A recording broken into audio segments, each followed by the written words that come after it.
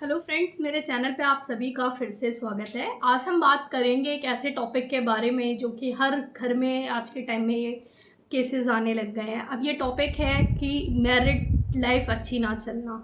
ये टॉपिक है कि रिलेशनशिप अच्छा ना चलना।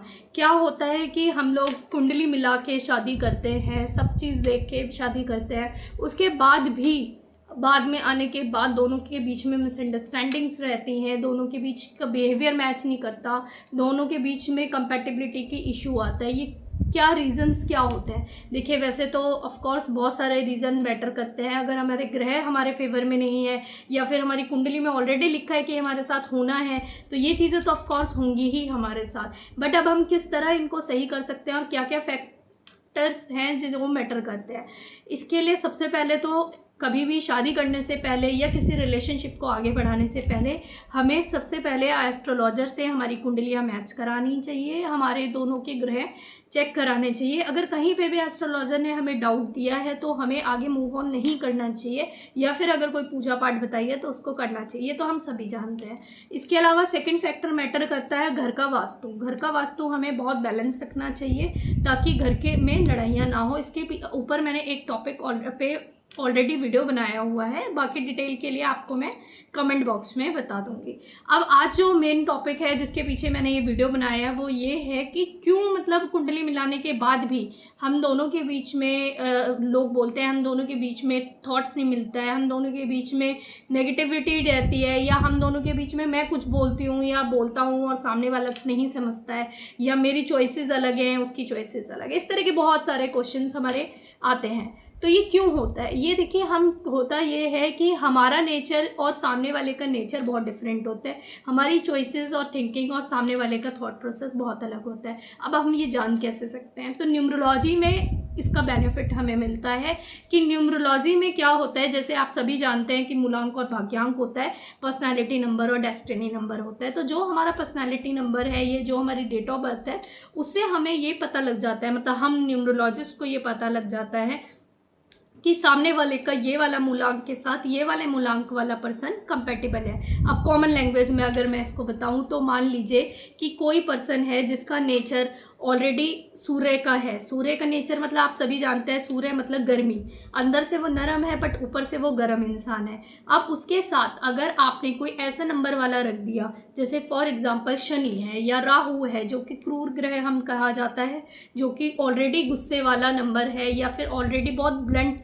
बोलने वाला, तेज बोलने वाला है, या साफ बोलने वाला पर्सन है। अब ऐसे केसेस में क्या होता है कि जब हमने सूर्य की शनि से शादी करा दी, या फिर हमने सूर्य और शनि के नंबर वाले लोगों के बीच में शादी करा दिया है जो कि 1 नंबर और 8 नंबर वाले हैं, तो ऐसे केसेस में उन दोनों की मैचिंग ही नहीं होगी, चाहे उनकी कुंडलियाँ कितनी भी मिल रही हों। पर अगर उनका डेट ऑफ बर्थ नहीं मिल रहा है और वो दोनों सूर्य शनि जो एक दूसरे से बहुत अपोजिट है, जैसे कि हम जानते हैं कि वो दोनों असली में मतलब सूर्य और शनि और बेटे होते हैं, तो अगर ये दोनों के बीच में अगर हम रिलेशन रखते हैं या हम शादी करा देते हैं तो आगे चल के इन दोनों का थॉट प्रोसेस बहुत ही अपोजिट होगा, बहुत ही अलग थिंकिंग होगी। दोनों अपनी अपनी जगह सही होंगे, ऐसा नहीं है शनि खराब है या सूर्य खराब है, या 1 नंबर वाला खराब है या 8 नंबर वाला खराब है, ऐसा नहीं होता है। बट दोनों के थॉट प्रोसेस बहुत ही अलग होता है, और जब दोनों की सोच ही नहीं मिलेगी और जब दोनों की चॉइसेस ही नहीं मिलेगी तो उनका कैसे रिलेशनशिप आगे चल सकता है? ये जस्ट मैंने एक आपको एग्जांपल दिया है। इसके अलावा बहुत सारे ऐसे नंबर्स होते हैं जो एक दूसरे से बहुत ही अपोजिट होते हैं, एक दूसरे से बहुत ही अलग उनके चॉइसेस होते हैं, नेचर अलग होता है, पर्सनालिटी उनकी अलग होती है।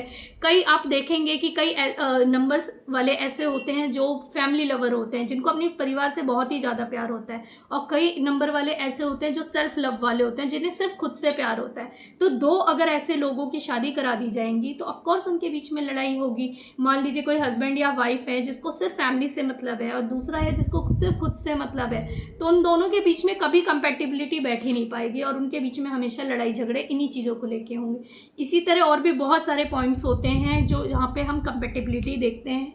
ये देखा जाता है कि क्या इन दोनों के बीच में शादी कराने के या रिलेशनशिप के लिए, या फॉर एग्जांपल बॉयफ्रेंड गर्लफ्रेंड भी हैं और आप शादी का प्लान कर रहे हैं, तो ऐसे केसेस के लिए बहुत अच्छा रहता है कि आप पहले से न्यूमरोलॉजी से कंपैटिबिलिटी करा लें। ये आपके पास चॉइस मिल जाती है आपको जानने के लिए कि क्या आगे आप दोनों का, क्योंकि स्टार्टिंग में जब लव या शादी का रिलेशन होता है तो सब एक दूसरे में एडजस्ट हो जाता है, बट एक शादी करके लाइफ लॉन्ग एडजस्ट होना बहुत ही लंबा टास्क होता है।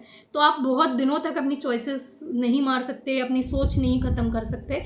तो लाइफ लॉन्ग के लिए जानने के लिए आप अपना कंपैटिबिलिटी ज़रूर दिखाएं। तो करना ये होता है कि पहले आप अपनी कुंडली मैच करा लें। कुंडली अगर आपकी मैच हो गई है तो आप न्यूमरोलॉजी से भी मैच करा सकते हैं, या फिर पहले न्यूमरोलॉजी से आप जान लीजिए कि आप दोनों के बीच में नेचर पर्सनालिटी कितनी मिलती है, उसके बाद आप एस्ट्रोलॉजी से कराइए और दोनों को साथ साथ लेके चलिए, मतलब एस्ट्रोलॉजी एंड न्यूमरोलॉजी दोनों का कंसल्टेशन लीजिए। क्योंकि देखिए अभी आप स्टार्टिंग में कुछ पैसे बचाने की वजह से आगे डिवोर्स केसेस तक इतने ज़्यादा इंक्रीज होने लगे हैं। उसका रीज़न ही यही है कि हम स्टार्टिंग में सोचते हैं कौन पूछेगा, कौन ये सब जानेगा, हम ये सब नहीं मानते हैं, हम एस्ट्रोलॉजी नहीं मानते, हम न्यूमरोलॉजी नहीं मानते, भगवान ने हमें मिलाया। बहुत सारे रीजंस आज के टाइम में कपल्स देते हैं, बट आप देखेंगे कि आज के टाइम में ट्रेंडिंग हो गया डिवोर्स लेना। हर दूसरा बंदा या तो डिवोर्स ले रहा है या फिर डिवोर्स की थॉट लेके बैठा हुआ है, या फिर लेते लेते मतलब बस एडजस्ट कर रहा है अपनी लाइफ। तो इस तरह का कोई भी इशू अगर आपकी आ रहा है तो आपको न्यूमरोलॉजी कंपैटिबिलिटी जरूर चेक करानी चाहिए।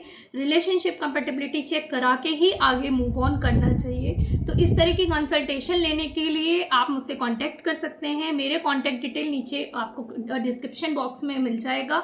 डिस्क्रिप्शन बॉक्स में आपको जो नंबर मिलेगा आप उस पर मुझे व्हाट्सएप या कॉल कर सकते हैं। अगर आपकी शादी हो भी गई है उसके बाद भी कोई इशू आ रहा है तो आप उसको कैसे बैलेंस और सही कर सकते हैं वो भी आप जान सकते हैं। या फिर आप अगर शादी का प्लान कर रहे हैं या फिर आप एक रिलेशनशिप में हैं, प्लान कर रहे हैं, तो भी आप उसकी कंपैटिबिलिटी जानने के लिए मुझसे कांटेक्ट कर सकते हैं। डिटेल्स आपको नीचे मिल जाएगी। बाकी कमेंट बॉक्स में आप कमेंट कर सकते हैं अगर आपका कोई भी क्वेश्चन है। तो थैंक